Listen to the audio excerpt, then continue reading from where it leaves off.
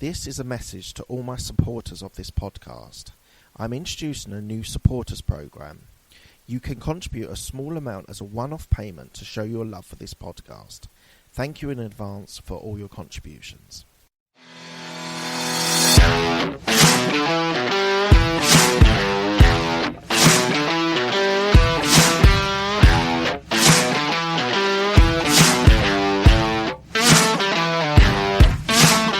I just wanted to let you know before we start the podcast that I am doing an online podcast course, how to be able to create, get your guests, scale it and monetize it. So please do go to abmpodcastcourse.co.uk and go into the contact us bit. I'm looking for new people to be able to be a podcast creator and really to be able to develop their skills and knowledge into a podcast. So as I said, go to abmpodcastcourse.co.uk and sign up. Thanks. This is the Absolute Business Mindset podcast, created and hosted by Mark Haywood. I'm a corporate employee with an entrepreneurial mindset. This podcast will help and support you with new ideas about business. These are my thoughts, ideas, and comments. Today we have Janis Milham, who is a long-term employee of Marriott, and we're going to talk about her career through the different stages of Marriott and her future. Hello, Janis. How are you? I'm very good. It's good to be with you today, Mark. Fantastic. I'm so glad you could join me. So we're going to go all the way back to your origin story, which starts with a degree in journalism at the University of Kansas. So why did you decide journalism? You know, I actually fell into it. To be quite honest, I wanted to choose a major that didn't require much math. Okay. I hated math. Yeah. And so I loved everything about advertising and public relations. I was intrigued in that field, and so I chose that as a major. And as I looked into it more and more, I liked it more and more. So, and while I didn't actually get into that line of work right out of college, it is something that has been very useful as I've grown in my career with Marriott. So, did you always be quite natural with writing and speaking? Was that always your strong point? Yes, I would say probably even more speaking and presentations, those kinds of things than writing, but I always liked to write. And my concentration was more in public relations and advertising. So it was less in reporting and that kind of journalism. And it's kind of interesting also to note, I'm a first generation college student. So I hadn't had anybody in my family that had gone to college before. So I really didn't quite know what I was getting into. And I sort of figured it out along the way. Yeah, so I'm first generation going to university out of my family as well. And I know exactly how you feel. I didn't really know what I was going to encounter going to university for 3 years for me. Was it an enjoyable experience? Was it something that gave you the right skill set for going forward? It was absolutely fabulous. And I think as much of what happened outside of the classroom was as important as what happened in the classroom, right? So I belonged to a sorority. I was active on campus and I was part of student union activities, president of student union activities. So I had leadership roles both in my sorority and on campus. And so I think I learned as much about leadership, which is a lifelong study of mine, and about what it would be like to go out into the world from the things that didn't happen in the classroom. Certainly the things that happened in the classroom were very valuable, but so were the things that happened outside of the class. So we're going to talk about your leadership role at Marriott a little bit later on, but what does leadership mean to you? Oh gosh, I've been a leadership junkie my whole life, is how I self-professed. I've been a student of leadership. You know, I have a quote. I'll read a quote if I could that I love when people ask me what does it mean to me. There was an intro to an Inc. magazine article, and I just loved this. It says, "Life is about discovering who you are.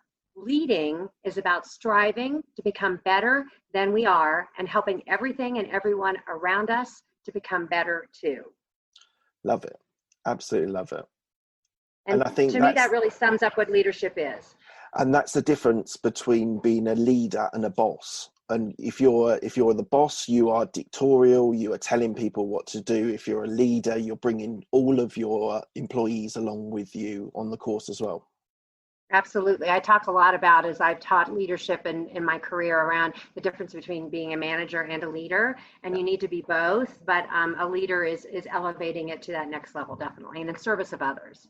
Yeah, awesome. So your first job that you got out of university was at Procter and Gamble, and you did sales. So why did you accept sales? Because you talked about PR and advertising. Why did you go for a sales role? I learned that if I was going to start in an advertising agency, I would probably end up in copywriting, and I'd need to cut my teeth there. And that really wasn't where my passion lay. My father was an entrepreneur, and he was a salesman, and I was always pretty good at sales, even from selling Girl Scout cookies early on in my Girl Scout career. And so, and I knew Procter and Gamble was a wonderful company, and I just decided that that would be a great experience. And while I didn't know how long I would stay in that role, and it wasn't very long, only about 18 months, I'm really glad I did it. I learned a lot about selling and a lot about the business world, and it did help me understand what I liked and what I didn't like. What I didn't like about it was working out of my home and working out of my car, and that was not enough human interaction for me. So that's largely why I left that job. Okay. And what's your approach to sales? Did you learn anything? Did you learn any techniques? Was it just, were you cold calling where you were making 100 calls for 5 sales, or was it, what did sales mean to you? Yeah, so I continued on in sales in my career with in the hospitality industry. When I left Procter and Gamble, I was in a sales job in hospitality. And for me, the trick for me with sales is always about really understanding what your customers' needs were and what they wanted, and then figuring out how your product could help them to solve a problem or to meet their needs. And it was really important that you develop really strong relationships with your customers, that they knew that you were there to help them, again, solve a problem or meet a need, and not just to sell them something that they didn't need, right? Yeah. So that was really my approach, and that's what I was taught, plus what we actually train a lot in Marriott. And I was lucky enough in my early career with Marriott to actually help stand up some of the sales training with some of our brands, and that was largely the approach. We called it needs, benefits, features. Was sort of the construct is, what is the customer's needs, what are your product's benefits, and then you talk about features. And oftentimes people just talk about what their product is and not necessarily what it can do for the customer. So I've interviewed quite a lot of salespeople, and I've been involved in sales as well. And I think the biggest things that you said there was solving your clients' problems rather than just selling what the products you've got, and building relationships as well. And I'm fascinated on this building relationships, because I always think, and I learned this relatively late on, but when you have relationships, long-standing relationships with people that you've worked with, and you can always go back to them, you can always maybe sell to them at a later stage, but building relationships is so critical for business, and it's often overlooked for things like, well, we've got to work the hardest, we've got to deliver the best. But actually building strong relationships is just possibly one of the most important things in business. I couldn't agree more. And networking to do that is really important as well, having a large network so you can build those relationships. And then I do think that's why a lot of people that do start in sales as a career end up in more senior positions, because they recognize early on the value of relationships in the equation, the business equation. Yeah. And also it's interesting, the people that I have interviewed, a lot of them have either had sales roles or been involved in sales or sales training or something like that.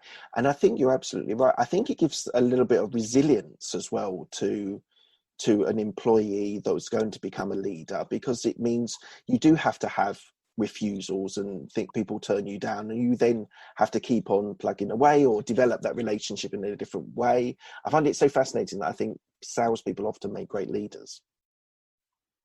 Yeah, I think that's a really great observation, Mark. It's interesting because in hospitality, when I entered into the business 30 plus years ago, sales people in leadership positions, at least at the hotel level, largely came more from either food and beverage, operations, or finance. And so it wasn't until I sort of came on the scene, not me personally, but about the time when I came on the scene was when we were starting to really value that sales background. And I think today you'll see that a lot of people also have finance and have, some of those other backgrounds as well. But more and more you see people with having a sales background. You're absolutely right. And so you went from a sales role into the more hotel side of it. You made a deliberate shift over. Was that because you were in the hospitality area and you thought you needed to get that ground in, or did you develop a passion for the hotel as well? We'll be back after a quick break. Hi, I'm Alex, the host of X Health Show, Meet the Future of Healthcare. Think X-Men, that's X Health. Actual superheroes behind programming living cells to cure cancer once and for all. Tech that detects preterm delivery in seconds, brain-computer interface, or apps that employ AI to match you, your disease, with the best treatment. X Health Show brings to you visionaries who push the boundaries of healthcare from Switzerland, the heart of Europe and the most innovative country in the world. Let me introduce you to their startups. Head to X Health Show, Meet the Future of Healthcare. Happy to greet you there.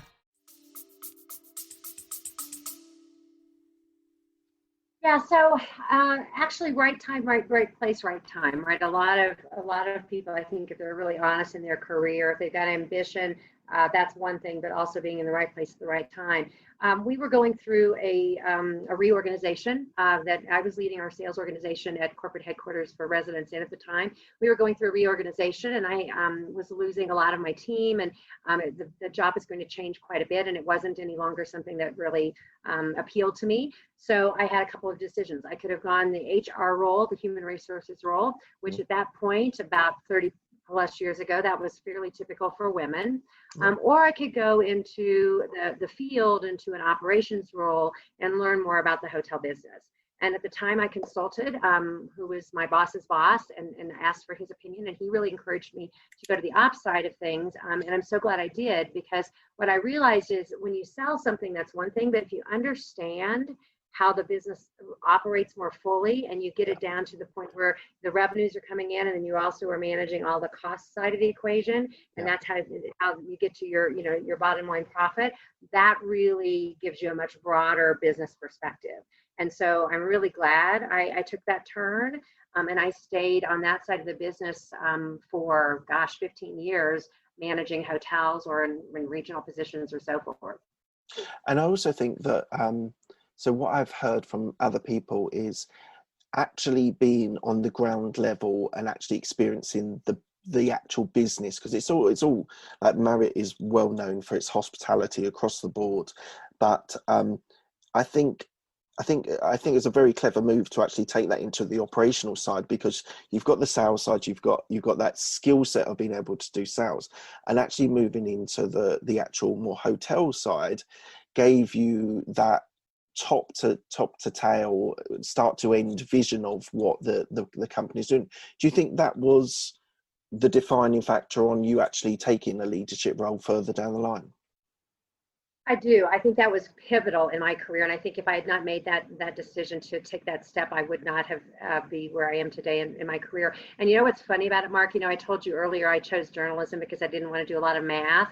My mother still teases me because when I took the leadership role in running hotels or looking after several hotels, there was a whole lot of finance and accounting and things of that I needed to delve myself into. So she constantly kind of teases me that trying to avoid math didn't work out so well for me. So, but no, I totally think that was a big pivot in my career, a big important step.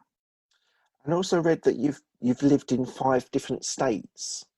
So yeah, how was that move? Were you I don't want to delve too much into your private life, but were you married when you started moving, or were you single and it was easier, and then you then had family? No, actually, that's I don't mind at all talking about my private life. I think if, as business professionals, if we can't share part of what's, because we are one person, right?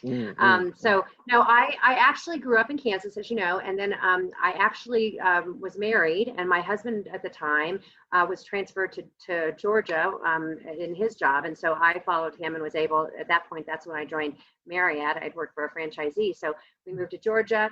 Then I got the opportunity to move to the Washington, D.C. area, to Maryland, to work at corporate headquarters, and that moved with that opportunity. And then I got a divorce, and I had a sort of another opportunity to take another move, and all with Marriott. And then I moved as a single person a couple of times. Then I got married again. I've been married to my husband for 25 years. Actually, it'll be 26 in September. And he's an entrepreneur too. And so he was able to, and he's always been very supportive of my career. So he was able to move with me as my career opportunities presented themselves, and was happy to do so. And that's what caused our move to Arizona, and then back to DC. And now we're in the process of moving back to Arizona. So with Marriott, I've always said with Marriott, there's so many opportunities, and especially if you are open to moving, either domestically or internationally. And I have a lot of folks that have done both that I've worked with in my career. And so it seems like, so you said that your father was an entrepreneur and your present husband is an entrepreneur. How does the entrepreneurial side of you fit into the corporate of Marriott? I think that's why I loved so much running hotels, because I did feel like I was running my own business. Certainly we had all the big Marriott constructs and so forth, but I had my own team. I got to select my own team. We had our own culture at the hotels and in our regions. And so I feel like I've always been a bit of a leader that led as an entrepreneur, even within the construct of Marriott. And, I think some entrepreneurs could never really survive in the corporate world. And I just figured out that, politics, as they call it, is nothing more than navigating the waters in which you find yourself in. And I didn't see that as a bad thing, right? So I always brought an entrepreneurial spirit to the party. And I also was one of the first women, right, that was on the operational side of things and a GM in full service hotels. And so I think you had to be sort of a bit of an entrepreneur, as you didn't have a lot of role models necessarily that you could to use. So that's kind of a long-winded answer to say, I think I learned from my father a lot, and I think I brought that learning and that spirit to my roles, especially when I was leading the hotels. Less in my role today, I would say, at corporate headquarters, but certainly when I was in the field, I think there was a large part of that that was present for me. Yeah, so my strapline for my podcast is I'm a corporate employee with an entrepreneurial mindset. And it was only about 6 or 7 months ago that I interviewed someone, and sort of it came up in conversation of this term intrapreneur. And he was saying that he believes himself, he works for a large organization, but he feels that that he adds benefit to the company by being entrepreneurial and driving in some ways slightly differently to other people in the business. So would you have termed yourself an intrapreneur? I like that term. I don't think I've ever heard of it. I guess I would. I think. I think I was a bit of a, I had some groundbreaking ideas in my my leadership in the hospitality business. So yes, I think that's, I like that. It's a great term, isn't it? Yeah. As I say, it's only about 6 or 7 months ago I heard about it. Anyway, so your role at Courtyard, you were doing an innovation role for the brand. So what does innovation mean in your business? Okay, so after I'd been in the field in full service hotels for about 20 years, I got an opportunity to come to corporate headquarters as a VP for a brand, for the Courtyard brand. And at the time, so when we talk about innovation, that brand actually was a very innovative brand. It was one of the first brands, and the brand's been around for over 30 years now, but it was one of the first brands that really was, we said we were built by business travelers for business travelers. And we always did a lot of consumer research, talking to consumers, finding out what they wanted, what they needed, trying to figure out where there was an unmet opportunity to come up with a product that would meet a consumer need. And that's what Courtyard was. It was a business travel hotel in a lower price point than full service. And Marriott was really the first in that space, other than Holiday Inn, which was more of a leisure play. Yeah. But over time, there were other competitors that were coming into the space that were younger, that were newer to the space, and frankly, Courtyard had not innovated enough to stay competitive, and we were seeing that we were losing significant market share. We'd always been a market share leader. That's how we define success, is our share of market, and we were losing it to some of our competitors. And so we had to take a step back, because Courtyard is the #2 fee earner for Marriott. A lot of people don't know that, but we have over 1,000 hotels. And so we had to take a step back and say, okay, what are the competitors doing that we're not? And what are the consumers of today wanting that we're not delivering on? And so we hired a company called IDEO. I don't know if you've heard of them. They're out of San Francisco. I think they also got offices across the world, but they started in San Francisco. And we did a lot of consumer research on the new target customer, and determined that people really wanted to, Starbucks was sort of the gold standard, where people would come and want to work in a place where they could be a communal place where they could engage with others if they wanted, but be also, in their own space to do their own work. And we did not provide any reason for customers to stay in the lobby. When they checked in, it was basically at night, set up for breakfast the next morning, and there was a signal that, you just go to your room and we'll see you in the morning, right? And that's not what customers wanted. Yeah. So we figured out what they wanted was an opportunity to get a drink or a good cup of coffee, some food, and be in a communal setting, and get their work done, or maybe socialize. And so we totally transformed the lobby experience at Courtyard and introduced a new food and beverage concept called the Bistro. And what we did is we actually built out in the warehouse of IDEO's warehouse this model lobby space, but it was all white. It was just no color, because we didn't want anybody to react to the design. That can sometimes have different, it can skew how a consumer feels about things. So we built out this white space, and we just I think we took over hundreds of customers through this space, and just to interact with it and give us feedback on what they liked, what they didn't like. And that was an iterative process. But that's what had us come up with the lobby that we have today of Courtyard. And once we did get to scale, we had over 800 Courtyard hotels in the US at that point. And this was a US only initiative, by the way. We have Courtyards across the world, but this was a US problem or opportunity. We were able to turn around market share and gain back our leadership role once we got to critical mass, which is about 60% of our hotels that had implemented this new lobby. So that was a little bit of a long story, but it's a good example of how we have innovated our brands at Marriott. There's a lot of other examples. I could give you some of the new brands that we've launched, like Moxie or AC by Marriott, that we purchased from Spain and then innovated from there. But it's really always rooted and grounded in what the customer's expectations are and what they want, and a lot of customer research. So that's how we get started.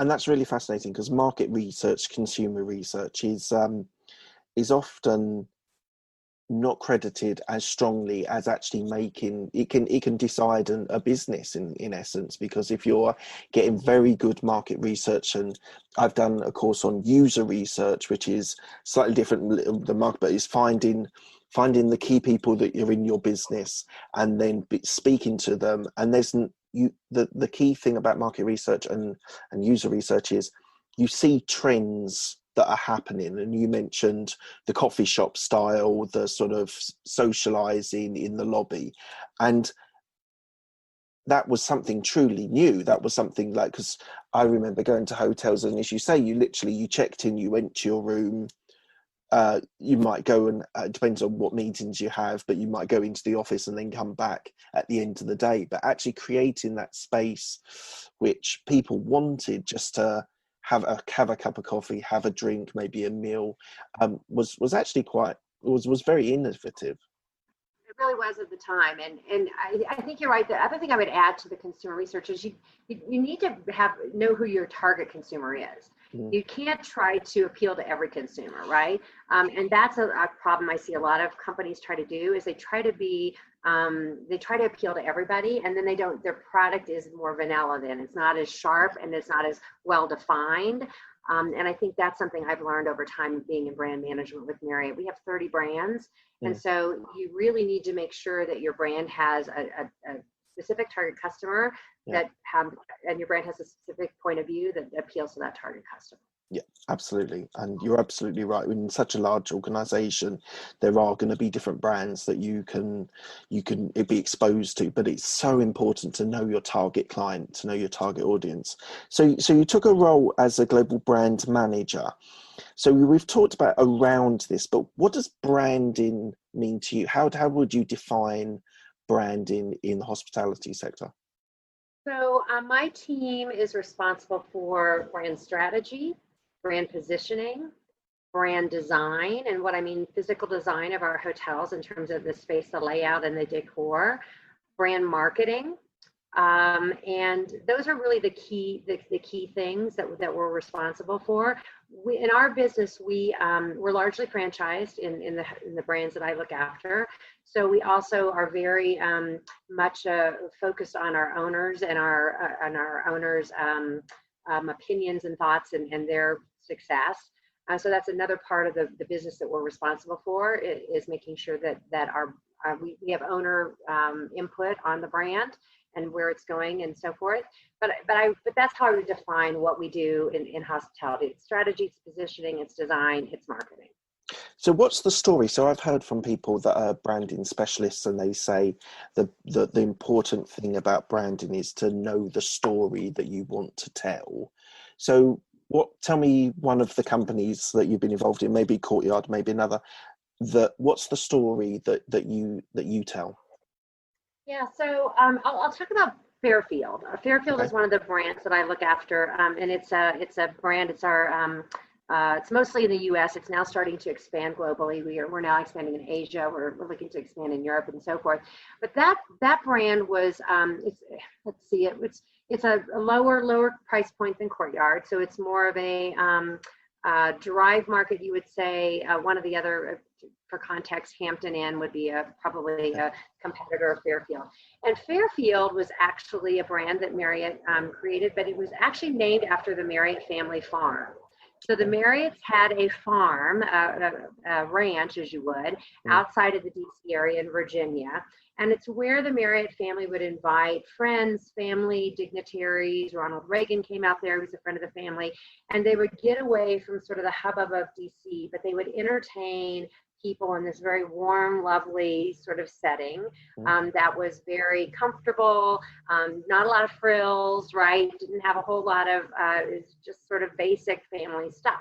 And that's where the Fairfield brand was born. And so as we looked at that brand and repositioning that brand in the last several years, we really decided that was an important part of the heritage of the brand. And we really needed to celebrate sort of the fact that the namesake of the brand had this relationship with the family ranch and the family farm. And it really wasn't about the farm. It was more about the feeling of how people felt when they came to the farm, that they were well taken care of, that there wasn't a lot of pretense, that it was simple, everything you needed, but nothing more. And that's really how we describe Fairfield. Our Fairfield brand you get a very warm welcome, you get a great hot breakfast, you get a great comfortable room, get everything you need, but not a lot more, and it's at a great price point. And so that's just a boiled down example of how we've taken a brand like Fairfield, which is now over 1,000 hotels globally, and we talk about the beauty of simplicity is sort of our tagline.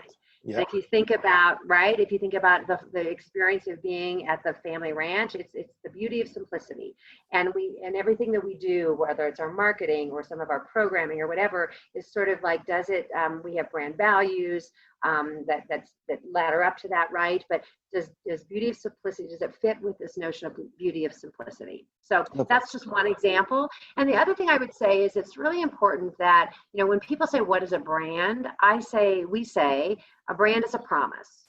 A brand is, if you think that your brand is the product you sell, then you're missing part of the equation.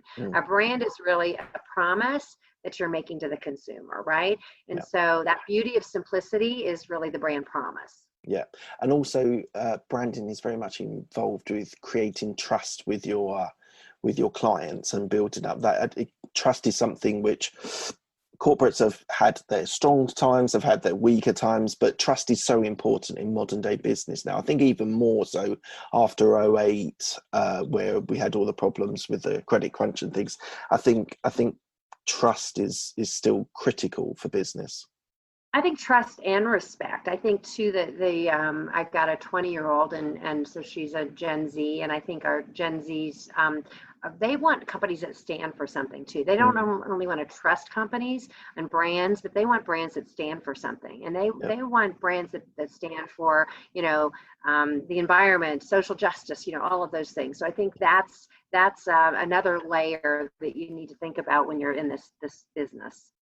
Yes, I totally agree. So you talked a little bit earlier on about, I was going to call him a mentor that sort of helped you make that decision into operations. Have you had mentors in the organization, or have you had outside mentors for you? How have you approached that? Yeah, so I've been fortunate to have mentors, and I am a mentor, and something that I love doing as a part of my leadership is mentoring others. And then I also, early on in my career, I fell into this thing called coaching.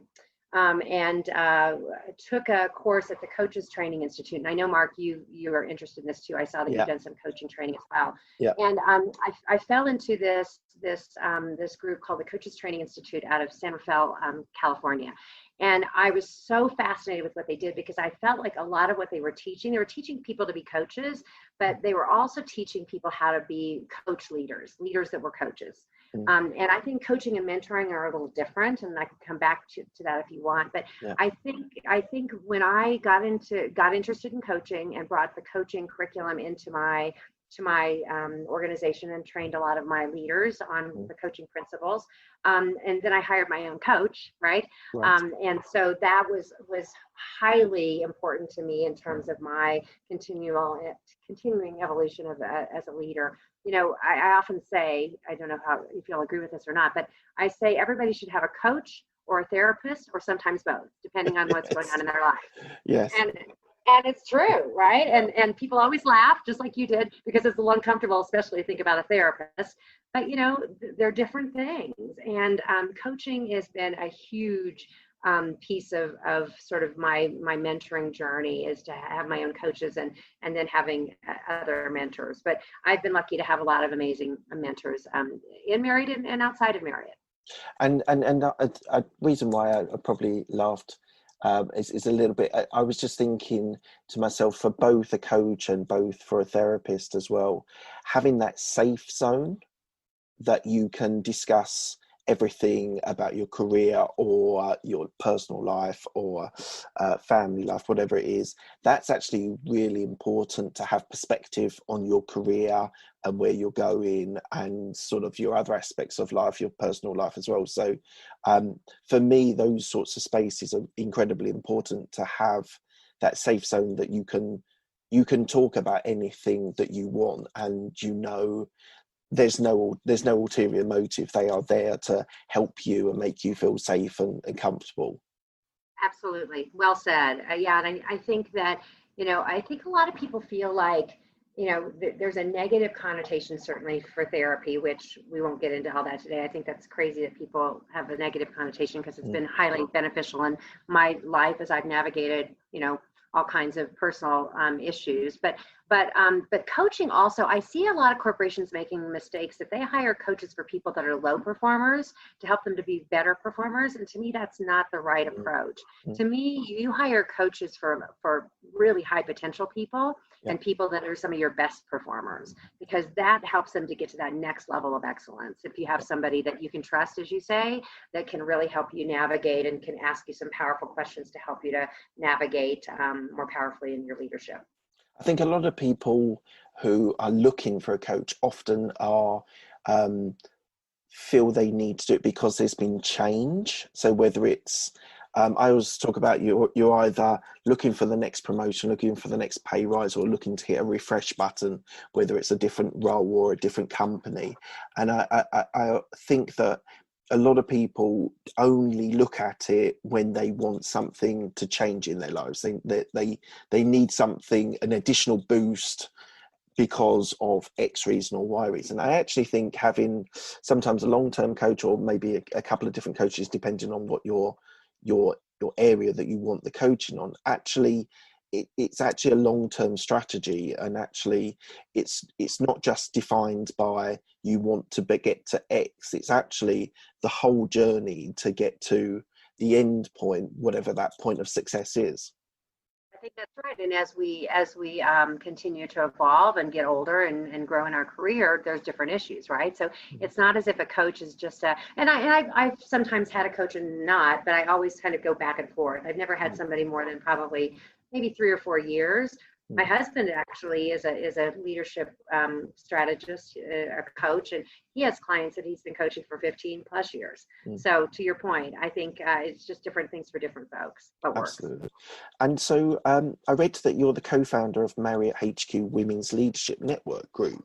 So was that driven by your want to help women in leadership for coaching reasons, or what was the driving force for that? Yeah, so that's one of my proudest accomplishments, I would say. So when I was in the field, I mentioned earlier that when I went into the field as a general manager, I was one of very few women in that position, especially full service. And so, and at the time I was part of a diversity council. We were setting up diversity councils at Marriott, and I was one of the founding members of diversity councils. And the Women's Leadership Initiative was just something in the field I was always involved with, and always a leader in that regard. Then when I got to headquarters about 11 years ago, there was no conversation. There was no formal conversation around women's leadership, nor was there any forums or any initiatives in place. So another a coworker of mine who came from McDonald's, she's newer to Marriott, she and I decided we wanted to start a women's leadership group. And it was very grassroots. It was really sort of the people in our general circles, and then it grew from there. And it was simply getting women together, and we did it purposely about 3 o'clock in the afternoon, because we knew some women would need to get home, pick up their kids from childcare or whatever. And instead of the 6 o'clock start, we ended at 6 o'clock, right? But we had a group, and it started at my house actually, and we had different speakers that came in, our panels, or we would break out in small groups just to talk about different issues. And it grew over time. We got together, I think, 4 times a year.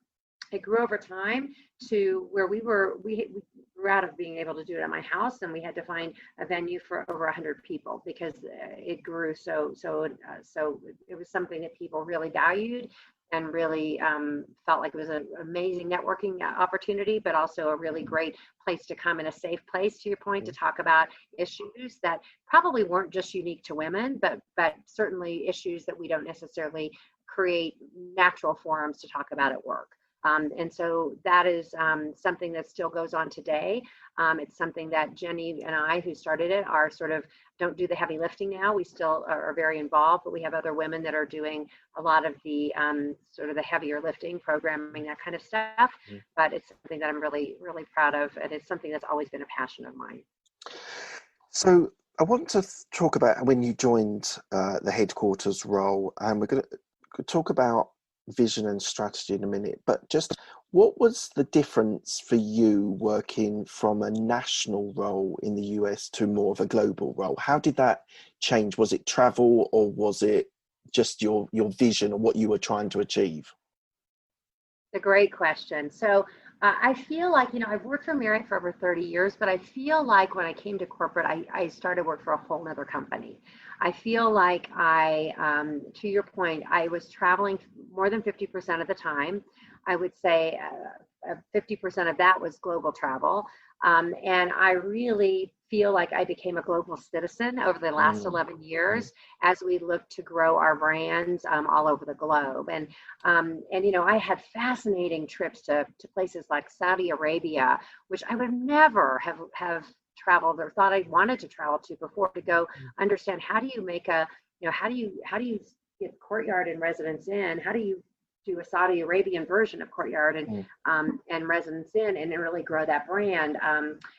places like South Africa, we bought a brand, Protea, in South Africa. And so really understanding what that brand was and how we needed to continue to value the South African roots of that brand, but bring the Marriott expertise and learning that. And so I would say that, my role over the last 11 years when I was leading Courtyard, and now the 7 brands, the 7 select brands that I do, and having that global view has broadened me as a leader in so many ways. And I'm so grateful. It's not easy traveling that much. Especially when you've got, I started when my daughter was 10. And thank goodness I had a husband who was, again, supportive and worked from home and all of that.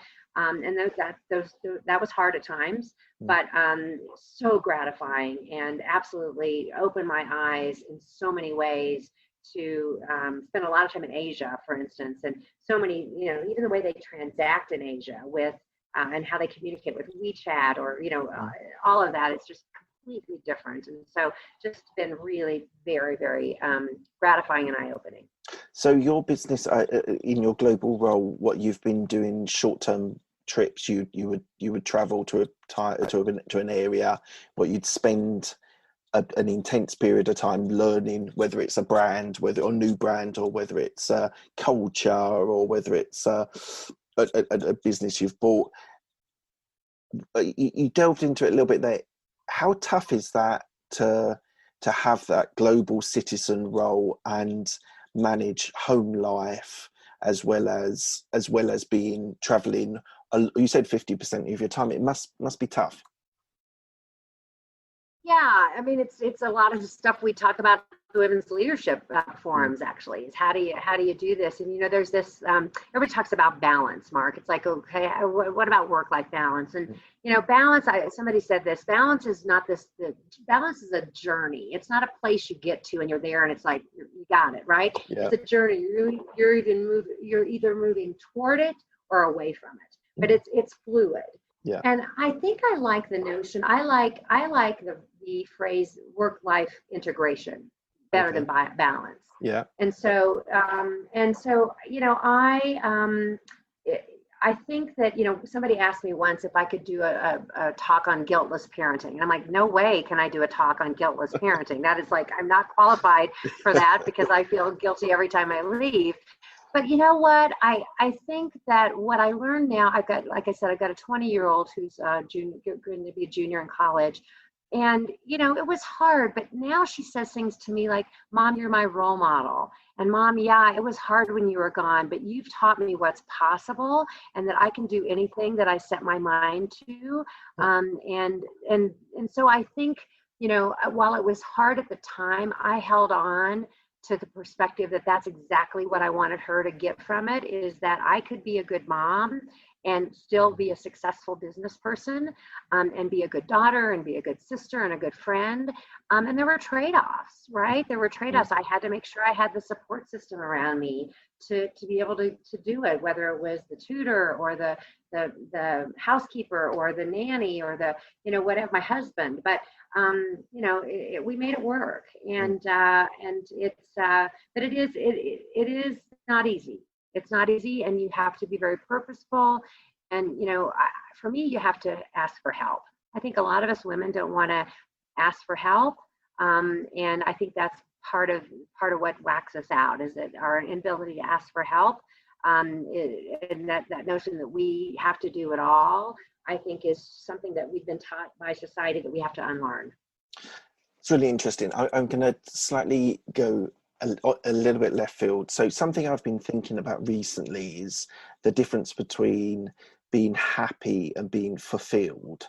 So for me, happiness, it can be a long-standing feeling that you're happy with your career, with your partner, with your children, but actually happiness can be often quite short, sharp experiences. For example, your child, recently my daughters did a show to me because they're into gymnastics, and they did a show to me and my wife, and that for me was happiness.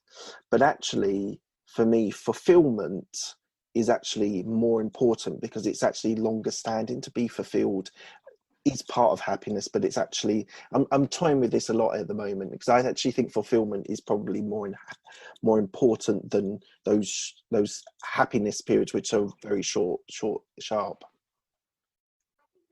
I think that's really interesting, and I agree with you. I think that fulfillment is a longer term thing, and happiness is maybe, to your point, I wasn't always happy, but I was fulfilled, right? I wasn't happy to have to leave on a Sunday and miss my daughter's program, but it was incredibly fulfilling, the work that I was doing and the travel that I was doing, the people that I were meeting. So I think that's a really interesting distinction. I'll play with that a little bit more myself. Yeah, I haven't come to a conclusion quite yet, but it's something I've been thinking about recently.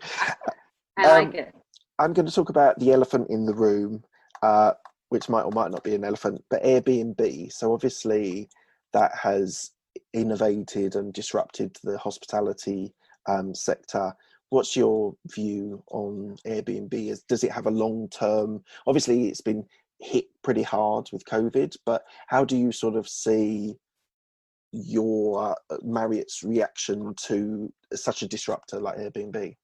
Yeah, no, it's been a real disruptor, and it is definitely, especially in the big cities like New York, London, Paris, those places. It's definitely taken a big chunk out of some of our business. How we've responded is, frankly, I don't know if you've heard that we actually launched about, I think it's maybe a year and a half, maybe 2 years ago, Marriott Homes and Villas. Okay. We actually have decided to get in the business ourselves, because we know, we did a lot of research, and we know, and this is not, I'm not responsible for this area of the business, so I'm practicing medicine a bit without a license here, but sure, I know enough to be dangerous. We stood that business up because we know that our loyalty members, our Marriott Bonvoy members, most of them had at one point in their travel journey stayed at a VBRO or an Airbnb because they offered a product that we didn't, right? And so we decided to get in the business, and it's been highly successful. It's highly curated properties across the globe. And I don't know how many we're up to now, probably over 1,000. But we find that largely most of more than half of the business is reward redemptions, because our reward members, our Bonvoy members who want to save up their points and then take their family on a vacation, that's when they want the villa or the apartment in Paris or what have you. So we've really tried to combat it, that way by getting into the business. But we've also done things over time. The playing field's not always been level, in that they don't have to pay hotel taxes and some of those kinds of things. So we've tried to lobby and try to legislate where we can that we even the playing field, so that they have to have certain tax regulation and tax stuff, implications like we do. Exactly. Yeah. So it's something that that's definitely been a focus of ours, and I think the company has done a lot of things to position ourselves. The other thing is our loyalty program, our Marriott Bonvoy program, is so strong, and that's something that I still don't think the Airbnbs have. They try, but I don't think they have the same. Certainly don't have the same traction that we do in that space. So the other thing I think right now with COVID, I don't know how you feel about this, Mark, but I guess you can take your own cleaning supplies, but I think I'd feel more comfortable with a company that has standards like Marriott during this time, cleanliness standards, than I might during, at an Airbnb where I'm not quite sure, who's been there, what's been going on, right? So, and what kind of cleanliness there is. So I think that's another thing too, that right now, it's going to be interesting to see how that plays out on the two businesses, hotels versus Airbnb. Yeah, and I think it's a generation thing. I think, as you were saying, Generation Z are looking for cheap and convenient, and a price point, I think, is quite an important thing for people. I am actually of the generation that is, I've not been fascinated particularly by Airbnb as a company. Although friends of mine are pretty determined advocates of it, I think we're going to companies, sometimes big corporate, sometimes sort of more localized. So when we travel in the UK, we won't go to an Airbnb. We will look for a villa or a lodge or wherever we're going, and you can get some very good personal service that you can get from big corporates or these sort of localized providers, which I think Airbnb just don't give you. So for example, let me just give you an example. We go to somewhere in the UK quite regularly, and we tend to go to and it's like 2 or 3 companies that we go to that provide these sorts of lodges. And when we arrive, they have a hamper, and they have although they have a map, and they have a telephone number if you're looking for places or to go in that area if you've never been there before. And that, for me, so convenience as well as sort of that personalized feel you get with these other companies, I think you don't get them at Airbnb, and I think that's potentially an area that a Marriott or these companies can expand on and leverage a lot more. Yeah, I think we did the same thing. We, when our daughter graduated from college, we took a family trip, and we were in Greece and Italy, and we too went through some local companies, and very much more of a personalized an approach. And I stayed at Airbnbs too, and it's like the keys here, and you never meet you never meet the person that lives there, or unless you're sleeping on the couch, which that's not my cup of tea, but yeah. but anyway, yeah. And, that's one of the things I am really proud of with Marriott. We are known for our personalized service, and especially when you think about the kinds of brands that I have, where they're business travel brands, and we see customers again and again and again, and we get letters all the time about, gosh, they remember my name, and they ask about my kids, and those kinds of things. And that's just not something you can necessarily experience in the Airbnb side of things. I agree with you. Absolutely. So you're looking to retire in December this year. So what are your plans for post Marriott times? Yeah, so after 30 plus years with Marriott, I have decided to retire in December of this year, and I like to, Mark, I like to call it graduating from Marriott instead of retiring, because I'm not somebody who's going to sit still. So, what I wanted to do originally was take 3 months and go to Italy and rent a place in Italy and just get in sort of the fabric of that, and sort of rest for a while, and sort of rejuvenate from this crazy career that I've had, especially over the last 11 years traveling. But with COVID, that's probably not going to be the case. So what I'm focusing on now is 2 things. One is I'm very interested in getting on a couple of boards, board of directors, as a board of director position in the U.S. On a corporate board. I think that would be a really interesting, fascinating thing to be able to bring my expertise, but also do a lot of learning from others. So that's something I'm pursuing. And then the other thing, I mentioned that coaching is a huge passion of mine. It's very likely I'll set up a little boutique leadership coaching practice and do that. I don't want to work 40 hours a week. I want to have more freedom than that, but I definitely can see myself as setting up a leadership strategy sort of coaching business, and I'm sort of, my wheels are turning on that now. So one of the questions that I haven't got to yet is about leadership and sort of vision and strategy. And so what for you? You said you've thought about leadership quite a lot, and you're going to have this part of your new business. So as a leader, should you, because obviously a leader is thinking more strategically than operationally, how does someone who's thinking about moving to a leadership role, wants a leadership role, how do they balance the sort of vision and strategy side more than the operational sides of, are you being profitable, are you making ends meet? Yeah, so this is actually a coaching principle, but this comes to mind. One of the things I talk a lot about is, what are you getting done? What are you doing versus who you're being? So, and what I mean by that sounds sort of esoteric, but we can all get a lot of things done, but we might leave like dead bodies in our wake, right? Because we're just like bowling over people. But but it's who you're being and who you're showing up to be. Are you listening? Are you curious? Are you asking powerful questions? Are you stressed out, or are you sort of rising above? And certainly you need to have strategy, you have to plan, you need to get things done, but it's also, how are you bringing other people along, and how are you developing, and how are you challenging and inspiring, and how are you motivating, and being curious. And so who are you being is really important conversation in the leadership space. And that's kind of a hard one. What do you mean, who am I being? Well, okay, so, were you your best self today? Did people say, did they have interactions with you, and did they feel better, or did they feel worse? Right. And so I think that's a lot of the conversation that I want to be in. I'm having an informal sort of mentoring conversation right now with somebody in the business, and those are some of the conversations we're having. Is like, what kind of leader? What do you want to be known for as a leader? What do you want? What do you want people to say about you? And so if this is what our vision is to the kind of leader you want to be, how are we going to get there? What are the things that are working for you, and what are the things that you think that aren't working for you? And so it's really just sort of getting into that kind of a conversation.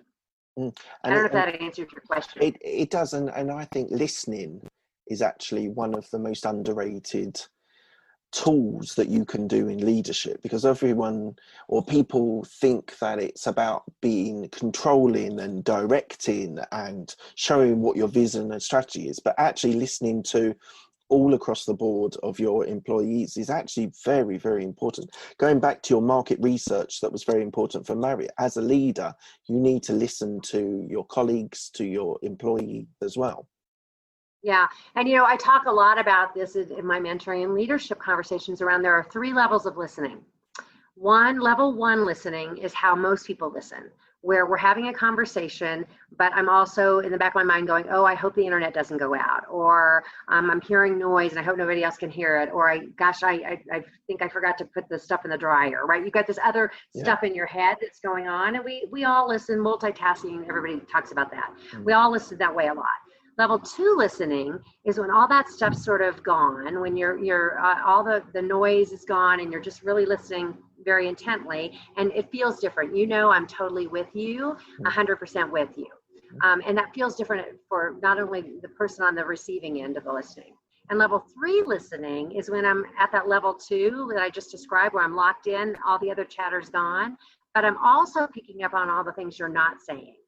Picking up on your body language. I'm picking up on the energy in the room. I'm picking up on all of that. And if we can get to that level of listening with our customers, with our associates, with our employees, that's magic, right? Yeah. And so it's hard, but it really is, it's important. So I call it active listening. So you can listen to someone, but if you actually do hear what they're saying, that's for me the difference in it, because as you say, the vast majority of people just listen, and as I say, they've got half their mind doing one thing or another. But if you actually listen and hear what the person's saying, I think is so powerful. And that's one of the things that I try and do as an interviewer, is actually listen and hear what the people are saying, and what's motivating them, what's driving them, what's making them happy, what's making them sad, to interact on a deeper level, rather than just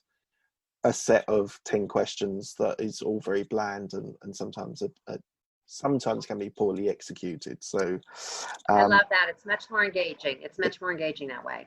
Do you think you need to be ruthless to be a leader? Absolutely not. In fact, I think there's no place in my mind for ruthlessness as a leader. I think I lead with my heart. I think care and compassion, vulnerability. Arnie Sorensen is a leader of Marriott, and I'm such an admirer of Arnie. And he's had to deliver some really hard messages lately with COVID and lots of furloughs and all of that. And he's done it in such a authentic, personal, strong, amazing way, and he's gotten many kudos about that kind of leader. And there's nothing about Arnie Sorensen that's ruthless. He's smart and he's competitive, but he's not ruthless. And so I bring Arnie up because he's somebody I admire very much as a leader. but no, I don't think ruthlessness. I have no real respect for ruthlessness personally. So I was talking to a friend of mine, and he works in a corporate as well, and he was saying that he's been told he needs to be more ruthless to progress his career. I said to him, in a sort of semi-coaching, sort of just chatting, and I was saying it's better to be more courageous and stand for something and let people follow you rather than chewing someone's ear off or telling them that they're doing the job wrong. Right, I agree with you. I think courage, compassion, fierceness, all of those are great qualities in leaders, but ruthlessness, no. Good. I'm glad. I think that's good advice that you gave your friends. Thank you. Yes. Right, so we're coming to the end of the interview. I've got the 5 questions that I ask everyone.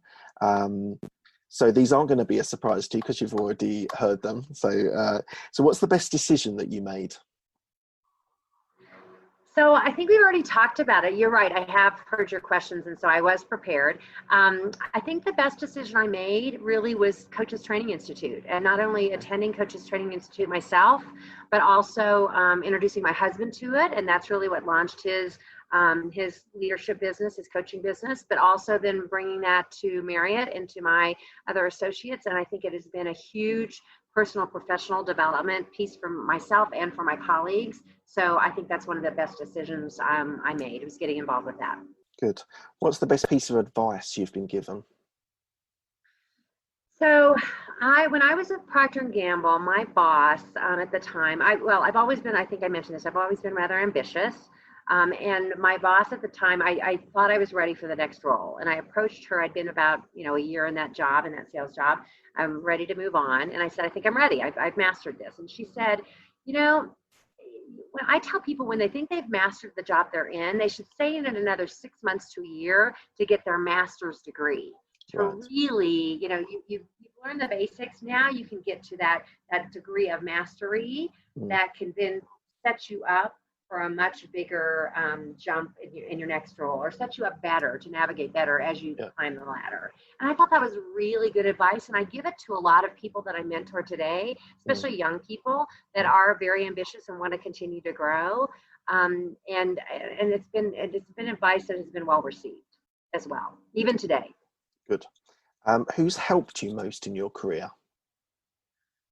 That one I really had a tough time with, because I think there are different people that have presented themselves in different times in my career. I believe that everybody should have their own sort of board of directors, as you will, that are sort of the people that you turn to, a group of people that you turn to as you're making career decisions and so forth. But there's one woman that I would credit for being a real mainstay for me. We were regional directors together for Courtyard back in the day when we were in the field, and we were the only 2 females. And I call her my dolphin sister, because we did this training of it's called I think it was back then, it was Swimming with the Sharks was a big book, business book back then. Yeah. But there was a new book that came out with, no, it's really about being a dolphin, not a shark. And so there was this whole workshop that we participated in. That's what it was centered around, this dolphin metaphor. Yeah. And so we call each other our dolphin sister. And she's somebody that we kind of have parallel tracks, but we've just always, she's been a cheerleader for me. She's been very involved in women's leadership. She's recommended me for some jobs. She's, always sort of had her eye out on how can she help me to excel in my career, and give me advice if I turn to her for advice, or just be a sponsor for me if she found herself in a position to be that. So I would say my dear friend Bridget Belinsky would be the person that I would probably credit for a person who's helped me a lot in my career. Awesome. Any regrets? Yeah, I do regret that I didn't start a family earlier. I regret that I only have one child. I wish I had more. I was very focused on my career, and I think that I sort of made up. I had to get to a certain point in my career before I could start a family, and then I was a little later in life, and so I was lucky to get the one here. But I wished I'd started earlier. I wished I had more children. Thank you for being very honest with me. I often I often get with that question, no, it's where I am now, and all of my decisions have been building me up to this point. So thank you for being very honest with me there. Absolutely. And what are you most proud of? I think I'm most proud of my women's leadership work. I think that work has really made a difference in not only my life, but a lot of other women's lives. And I'm very proud of that work. And I'm also very proud and honored to be able to mentor people, mostly women, some men. I would say I've mentored men, but I feel so honored when people come to me and ask me, will you be my mentor? Can I run some things by you? And so for me, it's really being in service of other women. I had somebody say to me, some women are not all women are supportive of other women. I find that fascinating. But the old boys network has been around forever, and guys tend to just sort of support each other naturally. Women sort of have seen each other sometimes as a threat, which I don't understand. And I had one woman say to me, she said, Janis, it's so refreshing because you sort of hold other women up like a warrior Xena princess, right? And that was the hugest compliment, because that's what I think we need to do is, as women, we need to be holding each other up as Xena warrior princesses and encouraging each other. So I'm very proud of that work. Just to delve into that a little bit deeper, why do you think, is it because of the scarcity of women maybe in your industry or in certain industries that has brought that feeling of more than competition, threat with other women? Why do you think it's evolved in business that way? Yeah. I think it's gotten better in my 30 years. I think it's gotten a lot better. So I think it's much better today. And frankly, I think it's probably not as much the case today. I think there's two things. I think frankly, women are too busy. Women are so busy that they just don't make the time because they're trying to figure out their families and everything else. They just don't make the time to make that a priority to help other women to be successful. I think that's just one of the things of life. The other thing is, I think early on, there was a little bit of a competitiveness, and I have to be like one of the guys, and I have to be, I have to sort of, be strong and be independent and not be seen as, I have to be more in the guy group than in the girl group, right? And I think there was a little bit of that went on early on, but I do think over time it has improved a hundredfold. I would 100% agree that the corporate environment I work in, women are supportive and are champions for each other a lot more than maybe my mother experienced in her time, because there was just, as you said, women felt they needed to be like the blokes to be successful, and therefore anyone that was in the same zone were fierce competition. So but I would 100% agree. I think the especially in corporates, the environment is a lot better and a lot more supportive within women's groups. Too, and I think too, sometimes women get in our own way. I think sometimes we lack some of the confidence, and we need to help build each other's confidence. And I don't think guys necessarily have that issue in the same way. And I'll give you a quick example. My friend Bridget that I alluded to, who's been a big influence in my career, she would have sessions with all male high potential groups and all female high potential groups. She was she's retiring this year too. She's a vice president in the field looking after lots of full service hotels. And she would have these conversations, and she would say to the men, how many of you want to be general managers? They were like new to the company, and they'd all raise their hand automatically, without even thinking, right? Yeah. She'd ask the same thing of the group of women, yeah, and you'd get a couple of hands that would go up right away, but somebody would kind of go slowly, and a few that kind of winced, like maybe they should raise their hand, but they weren't sure. Yeah. And it was sort of such an interesting juxtaposition for her. It's like, until every woman in that room raises their hand without thinking about it once, I'm not going to give up on this women's conversation. Yeah. And that's even today, right? So I think it is still something we need to be focused on, is encouraging other women that they need to raise their hand without even thinking, just like the guys do. Yeah, I totally agree. Okay, so thank you very much for the interview. Before we go, where can people find you?